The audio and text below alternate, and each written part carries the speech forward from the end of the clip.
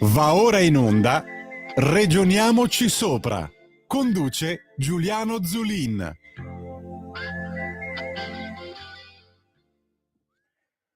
Amici, buongiorno, ragioniamoci sopra, come sempre qui Giuliano Zulin, Radio Libertà, per parlare del nostro tema preferito, della madre di tutte le riforme, ovvero l'autonomia differenziata. Ci sono delle novità, ma ne parleremo più avanti, proprio sull'autonomia differenziata, ma prima volevo partire dall'audizione della Corte dei Conti che c'è stata presso la Commissione per l'attuazione del federalismo fiscale la scorsa settimana in Parlamento. La Corte dei Conti ha evidenziato ovviamente lo stato di avanzamento dell'attuazione proprio del federalismo fiscale, che lo ricordo sempre, lo ricordiamo da sempre qui a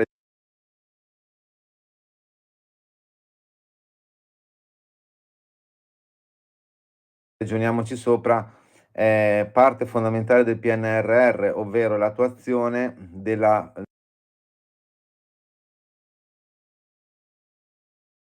legge del 2009, tra l'altro realizzata dal governo Berlusconi con il ministro Roberto Calderoli, proprio che dovrebbe definire i paletti di una vera autonomia finanziaria da parte di enti locali e Stato centrale. È previsto il PNRR, va approvata entro il primo semestre del 2026, manca un anno. La Corte dei Conti dice che quest'anno, negli ultimi mesi, non è che si son fatti grandi passi avanti, però si procede, 15 decreti attuativi sono stati realizzati, si sta procedendo col resto, vediamo. Dall'altra parte, nessuno all'opposizione dice niente, anche perché chiaramente questo PNRR, lo ricordiamo, è stato votato da tutti i partiti eccetto Fratelli d'Italia, per cui in teoria dovrebbero essere tutti felici di attuare velocemente l'autonomia differenziata.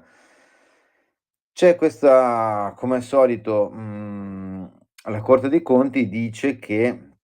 servirebbe comunque un federalismo fiscale equo, che chiaramente, come dovrebbe dire il contrario, cioè ci mancherebbe altro, no, un federalismo fiscale equo, che è una parola, che viene portata avanti spesso anche da chi, a mio parere, non la Corte dei Conti, ci mancherebbe, ma dalle forze politiche che in teoria non vogliono portare avanti il federalismo. Perché quando uno mi dice: "Voglio che sia equo",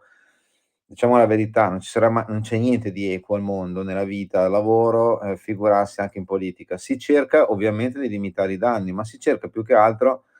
di cambiare un sistema che per ora ha ingessato un po' la vita politica, ma soprattutto decisionale dello Stato stesso, con vari poteri che si sono incastrati, e questo purtroppo è figlio delle riforme che ha voluto il centrosinistra, nel senso che ha moltiplicato i centri di potere decisionali e moltiplicandoli ha creato una confusione e, possiamo dirlo, non dico una paralisi, perché comunque adesso non è che lo Stato è fermo, non fa nulla, anzi, cioè è una frase fatta, lo Stato va avanti, però magari non è efficiente come dovrebbe, magari come, accade in altri stati europei e non solo, dove proprio la macchina pubblica è parte fondamentale dello sviluppo economico di un territorio e quindi del benessere dei propri cittadini. Si parla molto, dicevo, di che serve un federalismo equo, però poi andiamo a vedere che, okay, l'equità benissimo, sarebbe fantastico, però, bisogna anche,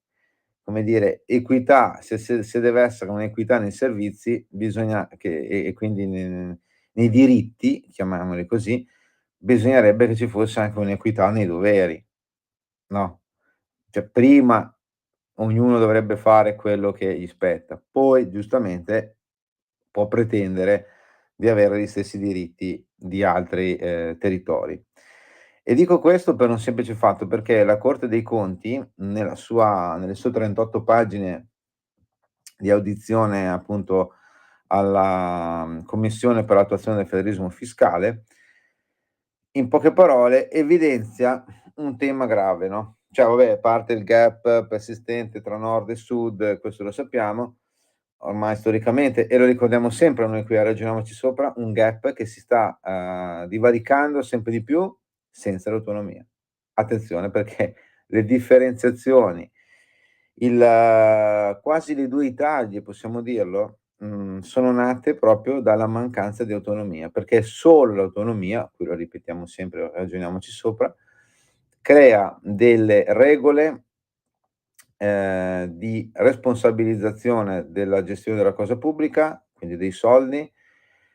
e soprattutto crea, una, chiamiamola così, concorrenza, leale e costruttiva all'interno dei vari territori, come è avvenuto in Spagna. In Spagna che dal 75,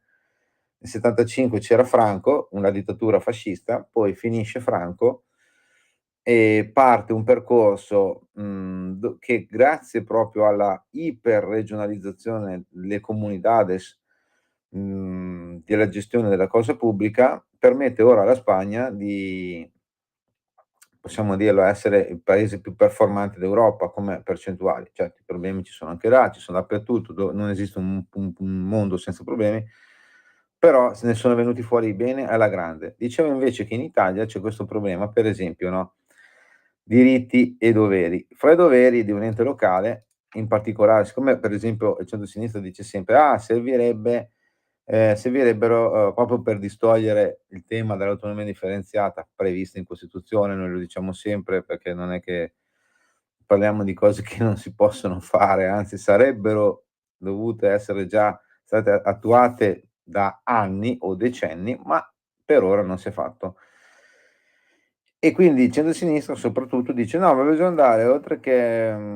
più che il tema di dare più autonomia alle regioni, bisogna darlo ai comuni". Benissimo, allora andiamo a vedere i comuni. I comuni cosa fanno? I comuni offrono i primi servizi al cittadino: asili, luce, gestione del verde, strade, comunale, l'RSA, insomma, ne fa molti i servizi, come dire, son tanti i servizi legati all'attività di un municipio, ovviamente medio, insomma, cioè medio, anche medio piccolo, ma medio, insomma, non certi piccolini. E come si sostiene il comune? Con trasferimenti statali, ma anche con una propria autonomia finanziaria, che deriva da principalmente le solite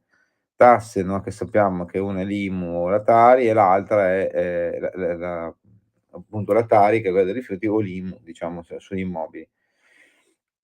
E questi comuni e poi ci sono le multe, anche lì sarebbe un capitolo da aprire sulle multe,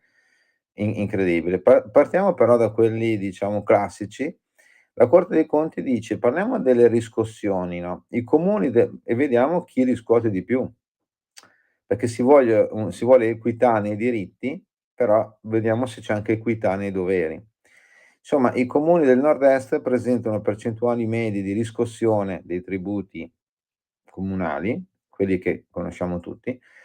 quindi una percentuale media di riscossione complessiva poco inferiore al 73%. Vuol dire che c'è 1 su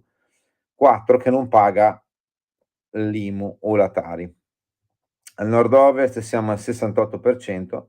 nel centro, nel sud e nelle isole non si raggiunge il 50%. I livelli di incasso in conto competenza superano invece l'82% nel nord-est, il 78% nel nord-ovest e sono superiori al 70% nel centro e nel sud, mentre nelle isole si attestano intorno al 61%. La capacità di riscossione invece si riduce quando si osservano i crediti provenienti da esercizi precedenti, cioè i vecchi tributi da riscuotere. La percentuale degli incassi generata da residui attivi raggiunge il 40% al nord, cioè praticamente, in particolare 42,8% a nord-est e 39,9% a nord-ovest, il 20% al centro nelle isole, il 18% al sud. Cioè, se tu non hai versato le tasse comunali, comunque quelle che è legate al comune, e poi il comune deve andare a capire come fare a recuperare se uno non ha versato, praticamente al sud 4 persone contribuenti su 10, 4 persone su 5 non non saranno mai presi o beccati o non dovranno mai pagare. La riscossione praticamente non c'è. Cosa ben diversa al centro-nord, dove non è che parliamo di percentuali, come dire, norvegesi, ma, comunque allora mentre, al sud 8 su 10, i comuni non riescono a raccogliere 8, tributi su 10 riferiti a quelli, diciamo, precedenti, passati, non riscossi, al nord siamo a 4 su 10 non riscossi. Dico, voi capite bene che senza queste risorse cambia un attimo, no, l'erogazione dei servizi e poi dopo si formano i gap, poi non ci sono i gap, cioè le differenze tra un territorio e l'altro, poi si forma che non ci sono i servizi appunto per i cittadini,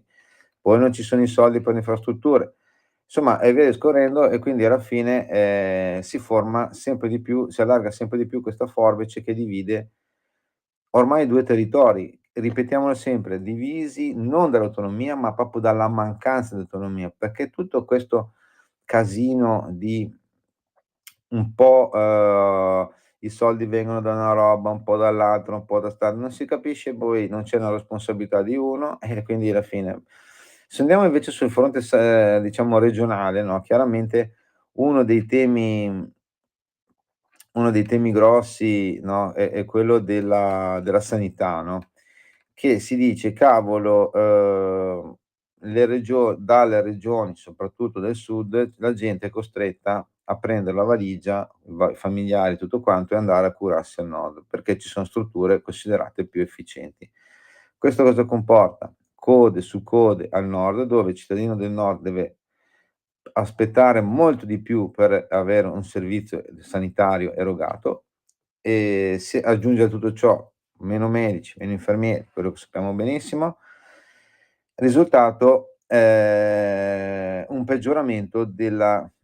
servizio sanitario nazionale che, ricordiamo, non da oggi e non per colpa dell'autonomia, ma per altre scelte è regionale di fatto al 99%, tranne sul fatto dei soldi, perché i soldi li decide lo Stato centrale d'accordo con le regioni. Allora, c'è stato un cambiamento ultimamente, no, allora si dice sempre: però, cavolo, il Sud è penalizzato", no, perché, il Sud è penalizzato perché fra le varie, voci di finanziamento della sanità, una è anche l'anzianità, perché è ovvio che se ho una percentuale di popolazione più anziana avrò anche più necessità di questa popolazione avrà più necessità di cure e quindi servono delle strutture diverse rispetto a quelle classiche, no. Ebbene, insomma, praticamente fino al 2022 il 52% del Fondo Sanitario Nazionale veniva ripartito in base alla quota capitaria semplice, cioè quanta gente c'ha, il 35% la quota capitaria ponderata per età e la restante parte a seconda dei tetti di spesa, l'assistenza farmaceutica. Dal 2023 è stata proprio perché giustamente uno dice: però cavolo il sud è penalizzato perché ha una popolazione relativamente più giovane rispetto al nord, sono stati cambiati i criteri di assegnazione dei fondi centrali per la sanità, cambiati da un governo di centrodestra, dove dentro c'è la Lega, che porta avanti l'autonomia, che quelli i detrattori dell'autonomia dicono: "Spacca l'Italia, aumenterà le divergenze". Dal 2003 è stato introdotto un nuovo sistema che include altri indicatori anche di mortalità prematura e di disagio socio-economici, povertà, bassa istruzione e disoccupazione, che, dice la Corte dei Conti, hanno portato risorse aggiuntive, seppur limitate, ci mancherebbe, alle regioni più svantaggiate come Campania, Puglia, Sicilia e Calabria. Ciononostante, i LEA, cioè i famosi quelli che i livelli essenziali di assistenza che sono stati introdotti per misurare la capacità di un servizio sanitario regionale, vedono sempre le regioni del nord più avanti rispetto a quelle del sud. Allora la domanda è: ma il problema è l'autonomia o la gestione delle risorse pubbliche, non dico che è colpa di un politico X o politico Y, ma una gestione che è basata su una farraginosità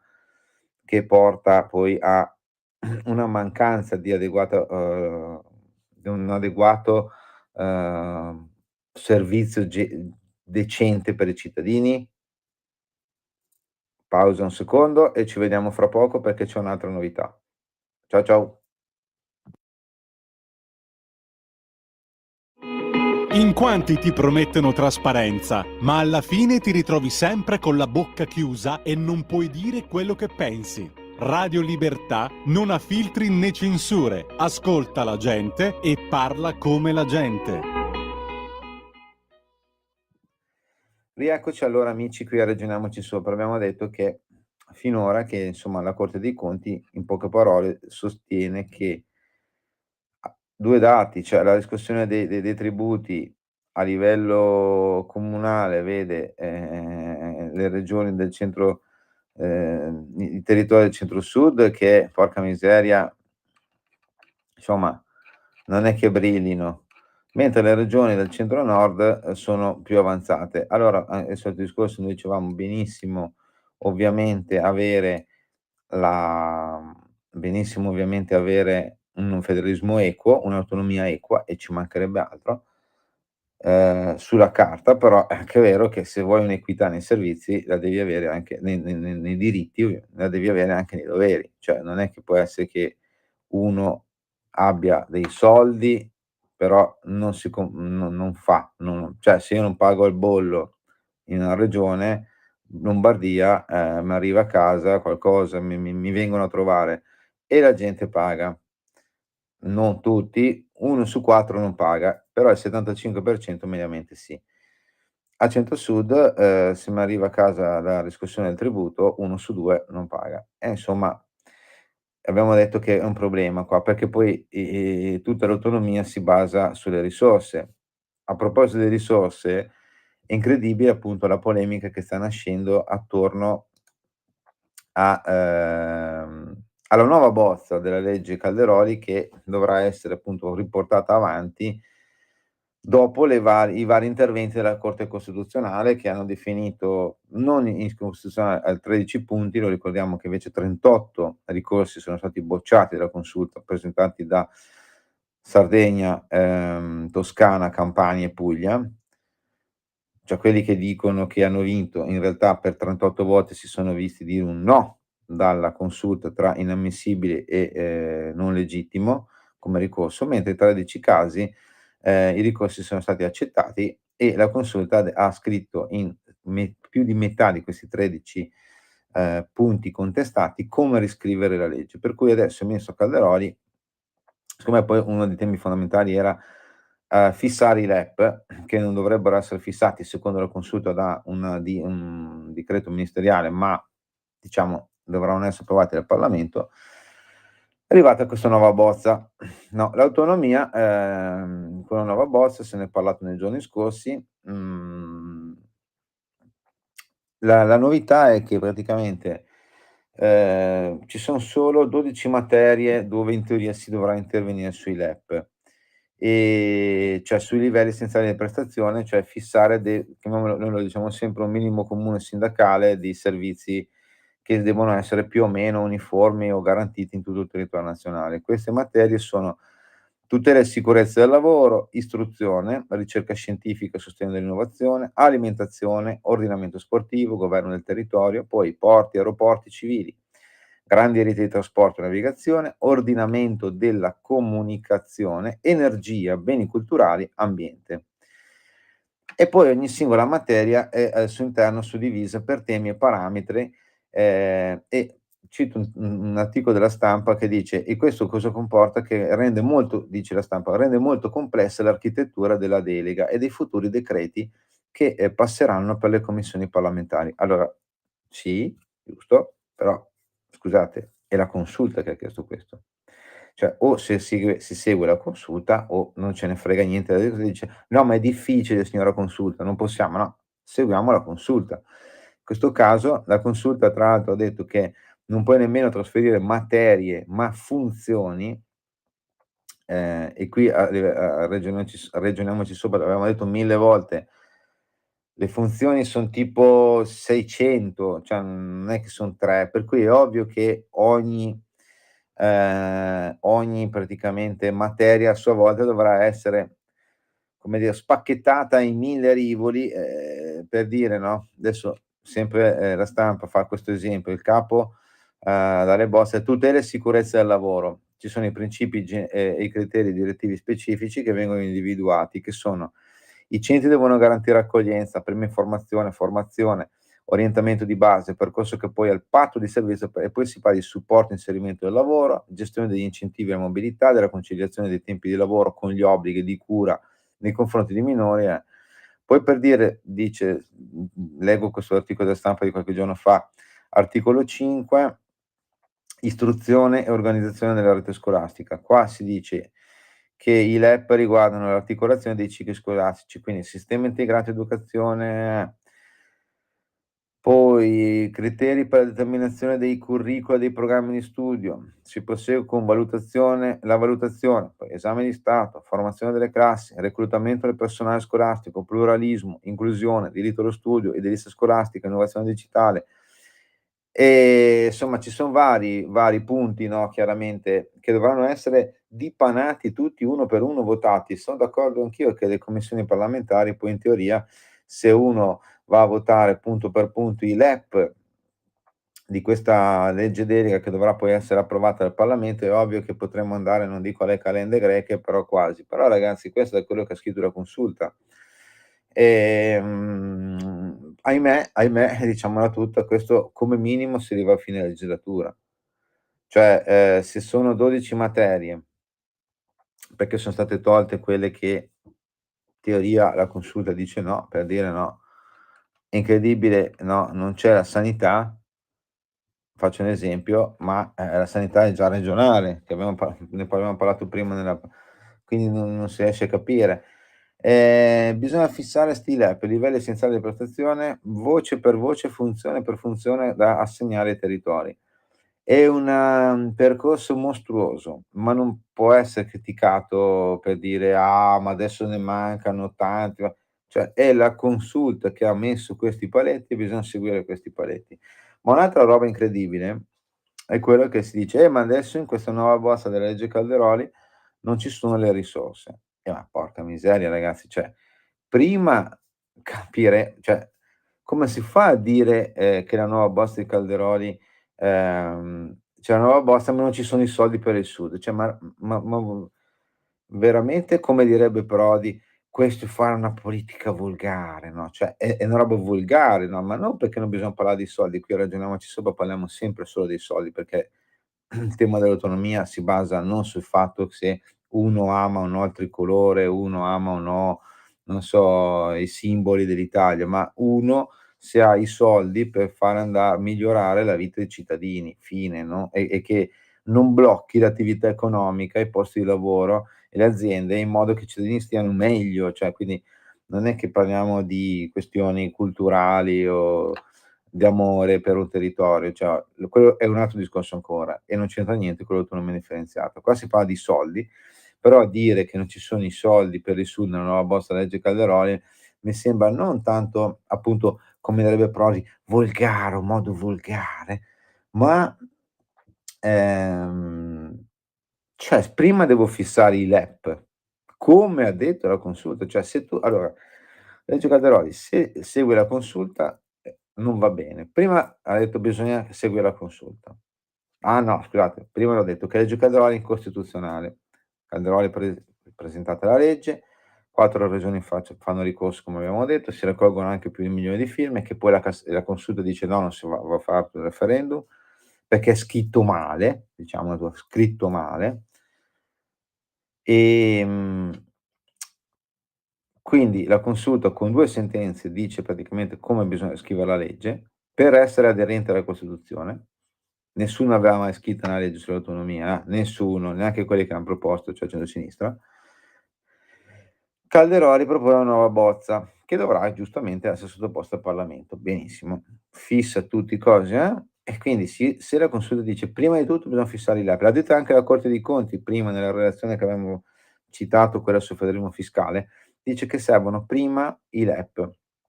Fissare prima i LEP perché in base al quale poi si può determinare tutto il percorso dell'autonomia differenziata, della delega, della gestione delle funzioni e dei soldi alle regioni. o gli enti locali in base agli accordi che si prenderanno ovviamente. Allora, prima si fissano i LEP, poi dopo si parlerà di risorse, da dove vengono, da dove non vengono. Cioè dire: "Se in nuova bozza non ci sono i soldi per il Sud" è veramente una roba, cioè ribadisco quello che abbiamo detto sempre qui a Ragioniamoci Sopra: chi è contro l'autonomia non solo è contro la Costituzione, ma è contro il Sud, perché solo l'autonomia può portare a accendere una luce, nella buio della notte della gestione della cosa pubblica in certe regioni del Mezzogiorno, che non è, ripeto, colpa dei cittadini, non è colpa di nessuno, è colpa proprio di un sistema che deresponsabilizza tutti, ehm, e quindi quando si va per buona volontà, ragazzi, cioè, qua al nord siamo in 30 milioni, c'abbiamo anche tutto un sistema infrastrutturale diverso, legato a uno sviluppo economico diverso e quindi